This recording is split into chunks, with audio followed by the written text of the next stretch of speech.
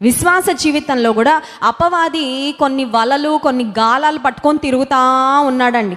రాజమండ్రిలో తిరుగుతున్నాడు, హైదరాబాద్లో తిరుగుతున్నాడు, విజయవాడలో తిరుగుతున్నాడు, వైజాగ్లో తిరుగుతున్నాడు, కడపలో తిరుగుతున్నాడు, తిరుపతిలో తిరుగుతున్నాడు. మీరు ఏ ప్రాంతం నుండి చూస్తున్నారో ఆ అన్ని ప్రాంతాల్లో అపవాది కూడా గాలాలు, ఉరులు, ఆ తర్వాత వలలు పట్టుకొని తిరుగుతున్నాడు. వాడి గాలానికి పడిన వాళ్ళని పట్టుకుంటే వదలడు. ఇంకా చేప దొరికిన తర్వాత ఆ ఫిషర్ మ్యాన్ కి దొరికితే ఇంకా అది అమ్మకానికి వెళ్ళిపోద్ది, లేకపోతే ఇంట్లో భార్యకి ఇచ్చి దాన్ని చేపల కూర చేయిస్తాడు తప్ప చాలా క్యూట్ గా ఉంది, దీనికి ఒక కుటుంబం ఉంది, సముద్రంలో దీన్ని వదిలేద్దాము అని ఖచ్చితంగా ఆలోచన చెయ్యడు. ఇప్పుడు అపవాది కూడా అంతే. వాడికి ఎవరు దొరికితే వాళ్ళు యవనస్తులే, కుటుంబంలో పురుషులైనా సరే, స్త్రీలైనా సరే, చిన్నపిల్లలైనా సరే వాడుకుంటాడు. అపవాది చేతిలో ఒక్కసారి పడిన తర్వాత వాడు నాశనం చేయాలనే ప్రయత్నం చేస్తాడు తప్ప బాగు చేయడానికి ఏమాత్రం కూడా ఆలోచించడు.